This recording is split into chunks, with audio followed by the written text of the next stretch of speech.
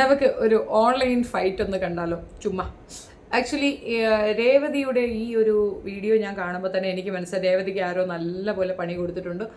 പക്ഷേ ഈ ഒരു വിഷയത്തിൽ സ്ത്രീ ആയതുകൊണ്ടല്ല, രേവതിയുടെ ഭാഗത്ത് ന്യായമുണ്ടെന്ന് തോന്നിയത് കൊണ്ട് ഞാൻ ഈ ഒരു വിഷയത്തിൽ രേവതിക്കൊപ്പമാണ് കേട്ടോ. രേവതിയും ആൻസിഫ് മുൻലൈറ്റ്, അവന് അതൊന്നുമല്ല പറയേണ്ട, വേറെ എന്തെങ്കിലും പേരാണ്. അപ്പോൾ അവനും ഇവരും തമ്മിലുള്ള ഒരു ഫൈറ്റാണ് നമ്മൾ ചർച്ചയ്ക്ക് വയ്ക്കുന്നത്. അപ്പോൾ ആദ്യം രേവതിക്ക് പറയാനുള്ളത് കേൾക്കാം. അപ്പൊ ഞാൻ ഇന്ന് വന്നേക്കുന്നത്, എനിക്കെതിരെ ഒരു വീഡിയോ ഒരാൾ ഇട്ടു. ആര് ചേച്ചി ഇട്ടത്? ഒരു പേര് പറയാനുള്ള ധൈര്യം എനിക്കില്ല. ഞാൻ പേടിച്ചിരിക്കുകയാണ്. വേണമെങ്കിൽ കാണിച്ചു തരാം. ബിഗ് ബോസ് മലയാളം സീസൺ 7 വന്നിരിക്കുകയാണ്. ഇനി 6 ദിവസം കൂടെ ബാക്കിയുള്ളൂ. ലാലേട്ടൻ ചേച്ചി, ഇത് ചേച്ചി തന്നെ അല്ലേ? അയ്യോ ഞാനല്ലടാ, ഇത് ഞാനല്ല. പക്ഷെ എന്നെ പോലെ അല്ല. പക്ഷെ പറയൂല കേട്ടോ എന്നെ പോലെയാണെന്ന്. അത് പറയൂല. എന്നെ പോലെ അല്ല, അല്ല അല്ല, എന്നെ പോലെ അല്ല. ഇത് അൻസിഫിനെ പറ്റി പറയുന്നതാണ്. ആക്ച്വലി അൻസിഫ് ഇങ്ങനെ തന്നെയാണ്. രേവതി പറയുന്നതിൽ വളരെ കഴമുണ്ട്. രേവതിയുടെ ഒരു മാനറിസം അത് ഈച്ച കോപ്പി അടിക്കുന്നത് അൻസിഫ് തന്നെയാണ്. അത് രേവതിയുടെ ഇതേ സെയിം തിങ് കോപ്പി അടിക്കുന്ന കുറേ പേരുണ്ട്. എനിക്കൊന്നും രേവതി അവരൊന്നും ശ്രദ്ധിച്ചിട്ടുണ്ടാവത്തില്ല. അൻസിഫ് സെയിം സെയിം സെയിം ഒരു മാറ്റവും ഇല്ലാതെ പറയുന്നുണ്ട്. അത് അവർ പറയുന്നത് ഒരു സത്യാവസ്ഥയാണ്, അത് സത്യമാണ്. പക്ഷെ എല്ലാരും പറയുന്നത് ചേച്ചിയെ പോലെയാണെന്ന്. അയ്യോ അല്ല, എന്നെ പോലെ അല്ല. ഇയാൾ ഇദ്ദേഹം വലിയ ആളാണ്. ഞാൻ എവിടെ കിടക്കണത്? പുള്ളിക്കാരൻ എവിടെ കിടക്കണത്? ഞാൻ പാവം, ഞാൻ ഈ സൈഡിൽ കൂടെ പോയ ആളാണ്. അപ്പോ ഇദ്ദേഹം ഇപ്പൊ എനിക്കെതിരെ ഒരു വീഡിയോ ഇട്ടേക്കുന്നു. അത് എന്തിനാണ് ഇട്ടേക്കണെന്ന് ചോദിച്ചാൽ എനിക്ക് മനസ്സിലാവണില്ല കേട്ടോ. എന്തിനാണ് ആ വീഡിയോ എനിക്കെതിരെ, അതും എന്റെ അച്ഛനെയും അമ്മേനെയും കൂടെ പരാമർശിച്ചിട്ട് കൊണ്ടിട്ടുള്ള വീഡിയോ? എന്തിനാണ് എന്റെ അച്ഛനെയും അമ്മേനെയും 2 കൊല്ലം മുന്നേ ഉള്ള എന്റെ അച്ഛന്റെ അമ്മയുടെയും കാര്യം എടുത്ത് വീഡിയോയിൽ ഇടുന്നത്? നടന്ന സംഭവം 2 കൊല്ലം മുന്നേ നടന്ന സംഭവം ഇപ്പൊ വീഡിയോയിൽ പറയണ എന്തിനാണ്? അതെന്തെന്നറിയാമോ? അതായത് ഈ പുള്ളിക്കാരൻ ബിഗ് ബോസ് തുടങ്ങും. എനിക്ക് മനസ്സിലായില്ല. ഞാൻ ഈ ഇൻഫർമേഷൻ എന്തൊക്കെയോ ഇടുന്നുണ്ട്. എന്തോ എനിക്കെന്ത്? ലോകത്തിൽ ഇഷ്ടം പോലെ ആൾക്കാർ ഇപ്പൊ ബിഗ് ബോസ് റിവ്യൂ ചെയ്യുന്നു, ന്യൂസ് ഇടുന്നു, എല്ലാവരും ഇപ്പൊ കുറെ പേര് തുടങ്ങാൻ കിടക്കുന്നു. ബിഗ് ബോസ് തുടങ്ങുമ്പോൾ വീഡിയോ ഇടുന്ന എത്രയോ പേരുണ്ട്. എന്നെ കാട്ടി ലക്ഷക്കണക്കിന് വ്യൂസ് കൊണ്ടുപോകുന്ന എത്രയോ പേരുണ്ട്. എനിക്ക് ഇതുവരെ ഒന്നും തോന്നിയിട്ടില്ല. കാര്യം ഞാൻ അധ്വാനിക്കുന്നത് എനിക്ക് കിട്ടുള്ളൂ എന്നുള്ളതിൽ വിശ്വസിച്ച് പോകുന്ന വ്യക്തിയാണ് ഞാൻ. ഓക്കെ, അപ്പോ ഈ പുള്ളിക്കാരൻ കൺഫർമേഷൻ ഇടുന്നു. കുറെ നാളുകളായിട്ട് കൺഫേംഡ് ഇടുന്നു. എന്നിട്ട് ഇപ്പൊ പെട്ടെന്ന് പറഞ്ഞു പോലും ഇതൊന്നും കൺഫേംഡ് അല്ല. ഇതൊക്കെ ഞാൻ ഇപ്പൊ അറിയുന്നതാണ്. എന്നിട്ട് ഈ പുള്ളിക്കാരന് ഫുൾ ആൾക്കാർ നെഗറ്റീവ് പറയുള്ളൂ. നിന്റെ അടുത്തല്ലേ നീ എന്തിനാ കൺഫേം ഇടുന്നത്? അതിന് ഞാൻ എന്ത് ചെയ്ത്? നിങ്ങൾ കൺഫേമോ പ്രഡിക്ഷനോ എന്ത് കുന്തമണിൽ ഇട്ടോ, ഞാൻ എന്ത് ചെയ്തു? അത് എന്നെ കിടന്ന് എന്റെ വീട്ടുകാരെ പറയുന്നത് എന്തിനാണ്? എന്റെ ചാനൽ ഇതിന് എന്ത് ഉത്തരവാദം? അത് നിങ്ങളെ ആരാണ് നിങ്ങൾ ഈ ആളെ എനിക്കറിയാം. ഈ ആളെ എനിക്കറിയാം. വലിയ വലിയ ആളാവുന്നതിന് മുന്നേ വലിയ കൊലയാണ്. പക്ഷെ ഇപ്പൊ എന്നെ അറിയുമെന്ന് ചോദിച്ചാൽ എന്നെ അറിയത്തില്ല. എന്നെ കുറിച്ച് പറഞ്ഞേക്കുന്നത് എന്നിൽ നിന്ന് ഇൻസ്പയർ ആകാൻ ഒന്നുമില്ല. എനിക്ക് എന്നെ കോപ്പി അടിക്കേണ്ട ഗതികേടൊന്നും ഇല്ല. പിന്നെ എന്നെ പോലെ അലറാനും വയ്യ എന്നൊക്കെയാ പറഞ്ഞേക്കാം. പക്ഷെ എന്നെ പരിചയപ്പെട്ട നാളുണ്ടല്ലോ, 2022 വാട്സപ്പിൽ എന്നെ പരിചയപ്പെട്ട വ്യക്തിയാണ് ഇദ്ദേഹം, ഈ വ്യക്തി എന്ന് പറയുന്നത്. അപ്പൊ ഈ വ്യക്തി എന്നെ അന്ന് പരിചയപ്പെട്ടപ്പോ ഇങ്ങനെയൊന്നും അല്ലല്ലോ മോനെ നീ പറഞ്ഞിരുന്നത് അന്ന് തൊട്ടേ. നീ ഓരോ വീഡിയോ ചേച്ചി വീഡിയോ കണ്ടു കേട്ടോ, സൂപ്പർ, ചേച്ചിയുടെ പ്രസന്റേഷൻ സൂപ്പർ, ചേച്ചിയുടെ ബാക്കിൽ ഇരിക്കുന്ന ഐ ലോഗോ എവിടെ നടന്നു ചേച്ചിയുടെ തമ്മിൽ മേക്കർ എന്താണ് ചേച്ചി? ഞാനാണെങ്കിൽ മോനെ ഇതാണ് ചേച്ചി. എനിക്ക് ഓൾറെഡി ചാനൽ, പക്ഷേ ബിഗ് ബോസിന്റെ റിവ്യൂ എനിക്ക് തുടങ്ങണം ചേച്ചി കുറച്ച് ടിപ്സ് ഒക്കെ പറഞ്ഞു തരുമോ? അപ്പൊ ഞാൻ ടിപ്സ് പറഞ്ഞു കൊടുത്തു. മക്കളെ നീ നന്നായിട്ട്, നീ ഒരിക്കലും ആരെയും പേടിക്കരുത്, നീ നല്ല രീതിയിൽ തന്നെ പെർഫോം ചെയ്യണം. നിനക്ക് ടോക്സിക് കമന്റുകളൊക്കെ വരും, അതൊക്കെ ഇല്ല ചേച്ചി മോനെ നീ ഇതൊക്കെ മറന്നാ പോലെ. 2022 തുടങ്ങിയ ഫ്രണ്ട്ഷിപ്പാണ് കേട്ടോ, നിങ്ങൾ കേൾക്കണം. സീരിയസ്ലി ഒത്തിരി റിലേറ്റ് ചെയ്യാൻ പറ്റുന്ന രേവതി നീനെ കാണുന്നുണ്ടെങ്കിൽ സീരിയസ്ലി ഒരുപാട് റിലേറ്റ് ചെയ്യാൻ പറ്റുന്ന ഒരു കാര്യമായതുകൊണ്ടാണ് ഞാൻ ഈ വീഡിയോ എടുത്തത്. നമ്മൾ ആരെയും നന്നാക്കാൻ പോകരുത്. ഒരാൾ, പ്രത്യേകിച്ച് യൂട്യൂബ് ചാനലും കൊണ്ട് ഒരാൾ നമ്മളടുത്ത് വന്നാൽ തിരിഞ്ഞു നോക്കരുത്. സൈഡിൽ മാറി നിന്നിട്ട് അയ്യോ എന്ന് പറഞ്ഞങ്ങ് ഒതുക്കി വിട്ടുകൊടുക്കണം. ഒരക്ഷരം പറഞ്ഞു കൊടുക്കരുത്, സപ്പോർട്ട് ചെയ്യരുത്. നിങ്ങൾ സപ്പോർട്ട് ചെയ്താൽ നാളെ അവരാണ് നിങ്ങളുടെ ഏറ്റവും വലിയ ശത്രു എന്നുള്ളൊരു തെളിവാണ്. എനിക്കത് ഒരുപാട് എക്സ്പീരിയൻസ് ഉണ്ട്, അതുകൊണ്ട് എനിക്കിത് മനസ്സിലാകും. അപ്പോൾ ഈ ഒരു വീഡിയോ ഫുള്ള് കണ്ടാൽ ഏകദേശം മനസ്സിലാകും.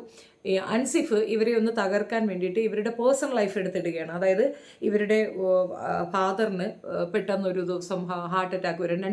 രണ്ട് തവണയും ഹാർട്ട് അറ്റാക്ക് വന്നിട്ടുണ്ട്. ഒന്ന് സിവിയർ ആയിരുന്നു. ആ സമയത്ത് ഇവർ വീഡിയോ ചെയ്തുകൊണ്ടിരിക്കുന്ന സമയത്താണ് വന്നിട്ടുള്ളത്. വീഡിയോ ചെയ്തിട്ട്, അതായത് ഈ പറയുന്ന ബിഗ് ബോസ് റിവ്യൂ ചെയ്ത ശേഷം പോയി പുള്ളിക്കാരനെ ഹോസ്പിറ്റലിൽ കൊണ്ടുപോയി. പിന്നെ പേഴ്സണലി അവർ കുറേ കാര്യം പറയുന്നുണ്ട്. അവർ ഒറ്റയ്ക്കാണ്, തനിച്ചാണ് അവർ കഷ്ടപ്പെടുന്നത്. അതിൻ്റെ ഒപ്പം തന്നെ മറ്റൊരു കാര്യം വളരെ ആപ്റ്റായിട്ട് പറയുന്നുണ്ട്. അവർ ഈ വീഡിയോ ചെയ്യുന്നത് അവർക്ക് റവന്യൂവിന് വേണ്ടി തന്നെയാണ്. അത് പറയാൻ അവർക്കൊരു മടിയുമില്ല, അതിനകത്തൊരു നാണക്കേടുമില്ല. അതൊക്കെ കറക്റ്റ് തന്നെയാണ്, അത് സൂപ്പറാണ്. അത് എനിക്കതിനകത്ത് സത്യം പറഞ്ഞാൽ രേവതി പറയുന്നതൊക്കെ വളരെ ജെന്യൂനായിട്ട് തന്നെയാണ് ഫീൽ ചെയ്തിട്ടുള്ളത്. ഇനി ഈ അൻസിഫിൻ്റെ വിഷയത്തിലേക്ക് വരാം. സത്യം പറയാമല്ലോ, ഒന്നീ ജനറേഷൻ ഗ്യാപ്പ് ആയിരിക്കാം, അല്ല വെച്ചാൽ കുറച്ച് അറാമ്പറപ്പ് കുറയ്ക്കണോടാ. ഒരല്പം 50 പൈസയ്ക്ക് അടങ്ങണം. അവരൊരു സീനിയർ പേഴ്സൺ ആണ്, നിനക്ക് മുൻപേ വന്നവരാണ്. അവരുടെ ക്വാളിറ്റി നിങ്ങൾ അതേപോലെ പകർത്തിയിട്ടുണ്ടെന്നുള്ളത് ഏത് പൂച്ചക്കുട്ടിക്ക് മനസ്സിലാവും. കാരണം അൻസിഫിൻ്റെ വീഡിയോ ആര് കണ്ടാലും മനസ്സിലാകും, അവ ഈച്ച കോപ്പി അടിയാണ്. അതിനകത്ത് ഒരു തർക്കമില്ല. അത് രേവതി കളവല്ല പറയുന്നത്. രേവതിയുടെ ഒരു മാനറിസം ഡിഫറൻ്റ് ആണ്. അത് കുറച്ച് ഹൈലൈറ്റ് ചെയ്ത് നിൽക്കുന്നതാണ്, ഒച്ചപ്പാടിട്ട് പറയുന്നതാണ്. വല്ലാത്ത രീതിയിൽ അവർ പറയുക തന്നെ ചെയ്യും. അത് അവരുടെ ഒരു വേ ഓഫ് ഇതാണ്, പ്രസൻറ്റേഷനാണ്. അത് അവർ ചെയ്യട്ടെ. അത് കോപ്പി അടിക്കാൻ പോയി കഴിഞ്ഞാൽ പെട്ടെന്ന് കണ്ടുപിടിക്കപ്പെടും. അത് മനസ്സിലാക്കാനുള്ള സാമാന്യബോധം അൻസിഫിനില്ല. പക്ഷെ താൻ എന്തോ ആയി എന്നൊരു തോന്നലാണ്. ഓരോരുത്തരുടെയും ടാലൻറ്റിനെ ബേസ് ചെയ്തിട്ടാണ് ഓരോരുത്തരുടെ ചാനൽ വളരുന്നത്. അതിനകത്ത് സബ്സ്ക്രിപ്ഷൻ്റെ എണ്ണം നോക്കിയിട്ട് ഒരാളുടെയും ചാനലിനെ അനലൈസ് ചെയ്യാൻ നിൽക്കരുത്. ചിലർക്ക് വളരെ റെയർ ആയിരിക്കും, വളരെ കുറവായിരിക്കും, പക്ഷേ ഏറ്റവും ജെന്യൂനായി റിവ്യൂ ചെയ്യുന്നവരായിരിക്കും അവർ. സബ്സ്ക്രിപ്ഷൻ അത്രയും ഹൈ ആണ്, അതുകൊണ്ട് അവർ പറയണെല്ലാം ശരിയാണ് എന്നല്ല. എനിക്ക് തോന്നുന്നു ഈ ബിഗ് ബോസ് റിവ്യൂവിൽ ഏറ്റവും കൂടുതൽ നല്ല രീതിയിൽ റവന്യൂ കിട്ടിയതും അതേപോലെ ചാനൽ വരെ അടിച്ചു പോയിട്ട് പിന്നെ റീകളക്ട് ചെയ്ത് കിട്ടിയതും ലൈഫ് ഓഫ് അനന്തൂരാണ്. അവൻ്റെ റിവ്യൂ ഭയങ്കര സൂപ്പറായിരുന്നു. കഴിഞ്ഞ തവണത്തെ റിവ്യൂ ശരിക്കും പറഞ്ഞാൽ ഞാൻ പോയി ഇരുന്ന് കേട്ടിട്ടുണ്ട്, എൻജോയ് ചെയ്യാൻ തോന്നിയിട്ടുണ്ട്. നന്നായി റിവ്യൂ ചെയ്യുന്നുണ്ടായിരുന്നു ലൈഫ് ഓഫ് അനന്തു. ഞാനും തമ്മിൽ ഇടിയാണ്, ഞങ്ങൾ തമ്മിൽ വഴക്കാണ്. പക്ഷേ എന്നാൽ പോലും സ്ത്രീവിരുദ്ധത പറഞ്ഞതിനാണ് അടി കേട്ടോ, വേറെ ഒന്നും കൊണ്ടല്ല. പക്ഷേ ലൈഫ് ഓഫ് അനന്തു നന്നായി ചെയ്തിട്ടുണ്ടായിരുന്നു. പിന്നെ കുറേ പേര് കാക്രപ്പൂക്കറകൾ കുറേ പേര് ചെയ്യുന്നുണ്ട്. ഒത്തിരി പേർക്ക് ഇതൊരു അത്യാവശ്യം നല്ലൊരു റവന്യൂ കിട്ടുന്ന സംഗതിയാണ്. പ്രേക്ഷകരുടെ സൈഡിൽ നിന്നുകൊണ്ട് ഞാനൊരു കാര്യം പറയാം. അപ്പം ഞാൻ ചെയ്യുന്ന റിവ്യൂ ആയിരുന്നാലും ലൈഫ് ഓഫ് അനന്ത് ചെയ്യുന്നതായാലും രേവതി ചെയ്യുന്നതായിരുന്നാലും എല്ലാത്തിനും വ്യൂവേഴ്സ് ഉണ്ടാകും. കാരണം നമ്മളുടെ പാത്ത് വേറെ, രേവതിയുടെ പാത്ത് വേറെ. രേവതി എങ്ങനെയാണ് അത് പ്രസൻറ്റ് ചെയ്യുന്നത് അത് ഇഷ്ടപ്പെടുന്ന ഒരു വിഭാഗം ഉണ്ടാകും. പക്ഷെ അതങ്ങനെ അല്ലാതെ ഇഷ്ടപ്പെടുന്ന മറ്റൊരു വിഭാഗം ലൈഫ് ഓഫ് അനന്തുവിൻ്റെ പോയി. കാരണം അവൻ കുറച്ചുകൂടെ ഹ്യൂമർ സെൻസ് കൂടുതൽ അതിനകത്ത് ആഡ് ചെയ്തിട്ട് കറക്റ്റ് പറയുന്ന ആളാണ്. അപ്പം അങ്ങനെ കാണാൻ ആഗ്രഹിക്കുന്നവർ അങ്ങോട്ട് പോകും. അതായത് ഓരോരുത്തർക്കും ഓരോ ലെവലാണ്. ഇതേപോലെ നമ്മുടെ കണ്ണാടിക്കാരൻ്റെ ഇതെന്ന് പറഞ്ഞു കഴിഞ്ഞാൽ നവോത്ഥാന കൊണയാണ്. ആ നവോത്ഥാന കൊണ കേൾക്കാൻ ഇഷ്ടമുള്ളവർ അങ്ങോട്ട് വെച്ച് പിടിക്കും. അപ്പോൾ ഓരോരുത്തർക്കും ഓരോ മാനറിസമാണ്. ആ മാനറിസത്തിനനുസരിച്ച് വ്യൂ ഉണ്ടാവും. ഈ ഒരു ചാനൽ ബേസ് ചെയ്തിട്ട് നീ വലുത് ഞാൻ വലുത് ഞാനാണ് ആദ്യം പ്രസൻറ്റ് ചെയ്ത് ഇത്തരത്തിലുള്ള അടി ഭയങ്കര വൾഗറാണെന്നാണ് എൻ്റെ ഒരു അഭിപ്രായം. എനിക്ക് സത്യം പറഞ്ഞാൽ ഇങ്ങനെ കിടന്ന് കോമ്പീറ്റ് ചെയ്യുമ്പോൾ ഭയങ്കര ദേഷ്യം തോന്നാറുണ്ട്. ഒരു ഉദാഹരണം ഞാൻ പറഞ്ഞുതരാം. ഗോവിന്ദ ചാമി കെട്ടിച്ചാടി ഒളിച്ചിരിക്കുകയാണ്. അത് പിടിക്കാനായിട്ട് ആളുകൾ ഓടുന്നു. അപ്പോൾ ക്യാമറമാൻ ഓടുകയാണ്. അപ്പോൾ ക്യാമറമാൻ പറഞ്ഞ ഒരു കാര്യം ഏറ്റവും വലിയ വൾഗർ സ്റ്റേറ്റ്മെൻ്റ് ആയിട്ട് തോന്നി. 24 ചാനലിനാണോ ആദ്യം ഇത് കിട്ടുന്നത്, ഞങ്ങളാണിത് ആദ്യം കാണിക്കുക. വാട്ട്, എത്ര വൾഗറായിട്ടൊരു സാധനമാണ്. അതേപോലെ ഇവനെ ജയിലിലേക്ക് കൊണ്ടുവരുമ്പോൾ കൈരളി ചാനലിലാണ് ആദ്യം വരുന്നത്, കൈരളി ചാനൽ എക്സ്ക്ലൂസീവ്. നിങ്ങൾക്ക് കൈരളി ആയാലെന്ത്, ഇനി കിരളി ആയാലെന്ത്, ഏഷ്യാനെറ്റ് ആയാലെന്ത്, എന്ത് ഷാനാറ്റ് ആയാലെന്ത്, നമുക്ക് ആ ന്യൂസാണ് പറയുന്നത്. നമ്മളൊരു വിഷയം അവതരിപ്പിക്കുമ്പോൾ ആ വിഷയം കേൾക്കാൻ ആഗ്രഹിക്കുന്ന ഒരു വിഭാഗം ആൾക്കാരുണ്ട്. അതിലേക്ക് നമ്മൾ കൊടുക്കുന്ന സംഗതിയാണ് ഈ ന്യൂസ് എന്ന് പറയുന്നത്. ഇപ്പോൾ ഒരു കോമ്പറ്റീഷനാണ്. ഞാൻ ആദ്യം ഇട്ടു. നിങ്ങളുടെ കയ്യിൽ നിന്നത് കോപ്പി പേസ്റ്റ് ചെയ്ത് മറ്റൊരാൾ കൊണ്ടുപോകുന്നുണ്ടെങ്കിൽ നിങ്ങൾ പറയുന്നതിന് അതിനകത്തൊരു വാല്യൂ ഉണ്ട്. ശരിയാണ്, ഞാനാണ് ആദ്യം ഇട്ടത്. ഇത് എല്ലാവർക്കും ഒരേ സമയം സംപ്രേഷണം ചെയ്ത് കിട്ടുന്ന സാധനമാണ് ബിഗ് ബോസ്.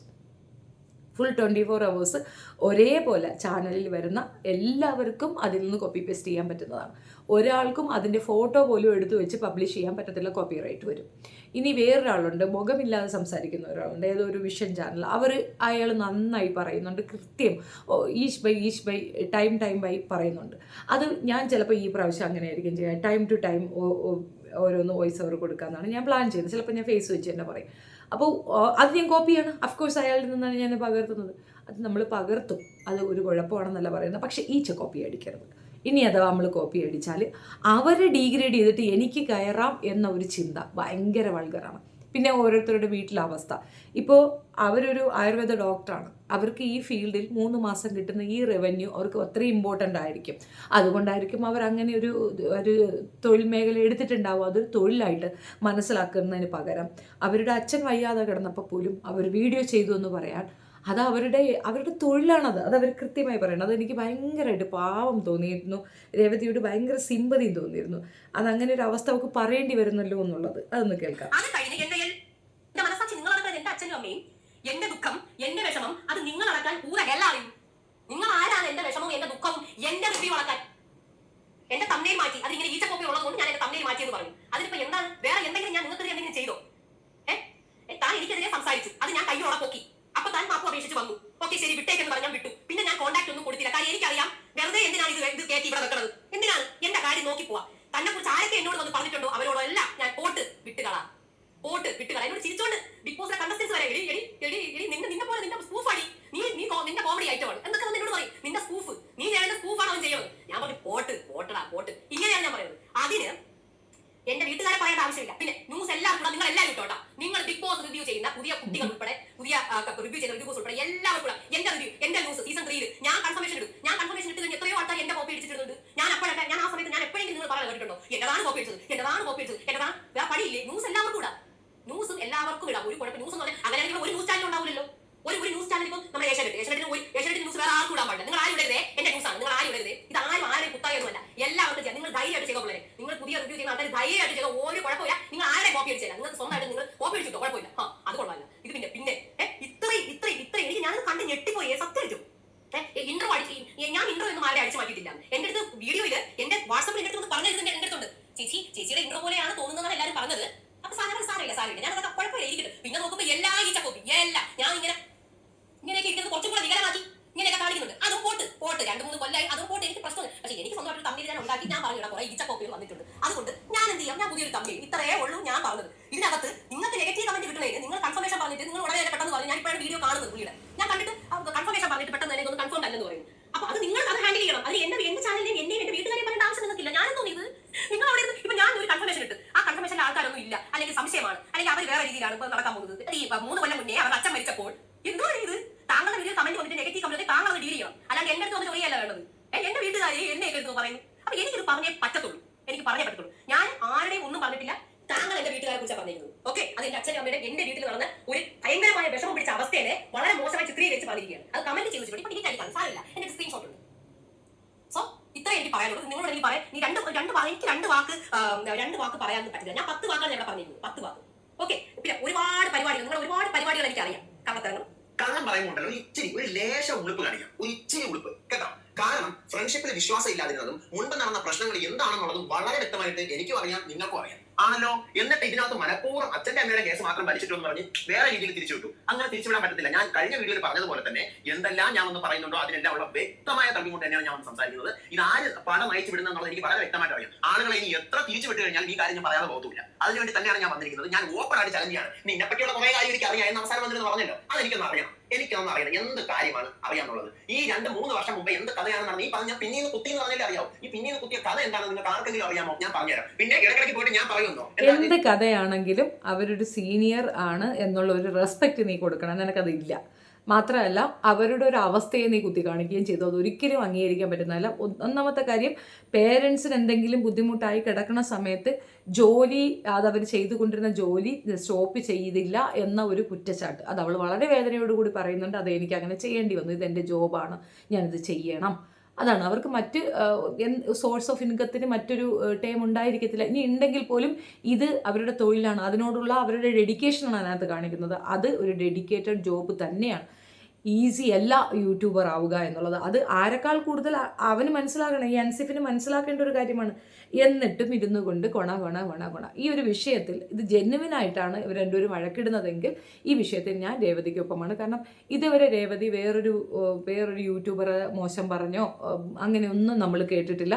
പക്ഷേ അൻസിഫ് പറയണമെന്ന് ഞാൻ കേട്ടിട്ടുണ്ട്. അൻസിഫിന് വളരെ മോശമായി പലരെയും പറയുന്നത് ഞാൻ കേട്ടിട്ടുണ്ട്.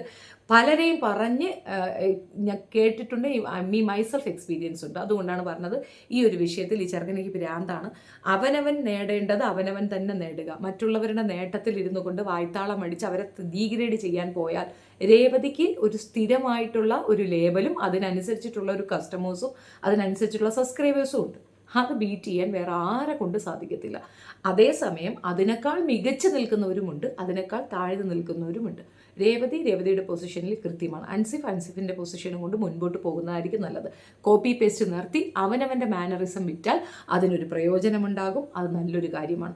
ആർക്കും ചെയ്യാൻ കഴിയുന്ന ഒരു തൊഴിലല്ല യൂട്യൂബിലിരുന്നു കൊണ്ട് ഇത് റിയാക്ട് ചെയ്യുക എന്നുള്ളത്. അതിന് അത്യാവശ്യം ടാലൻറ്റ് വേണം. ആ ടാലൻ്റ് ഉള്ളവർ പരസ്പരം മല്ലുകുത്താതെ മുൻപോട്ട് പോകുന്നതാണ് നല്ലത്. എന്തായാലും നിങ്ങൾ രണ്ടുപേരും കൂടെ ബിഗ് ബോസ് 7ലേക്ക് കൊണ്ടിടുന്നത് കുറച്ചുകൂടെ നന്നായിരിക്കുമെന്ന് എനിക്ക് തോന്നുന്നു, അറിയത്തില്ല. ഏതായാലും ബിഗ് ബോസ് 7 തുടങ്ങുന്നതിന് മുമ്പ് തന്നെ ഇവിടെ അടിയും ബഹളവും ലഹളയാണ്. നിങ്ങളുടെ അഭിപ്രായം കമൻറ്റ് രേഖപ്പെടുത്തുക.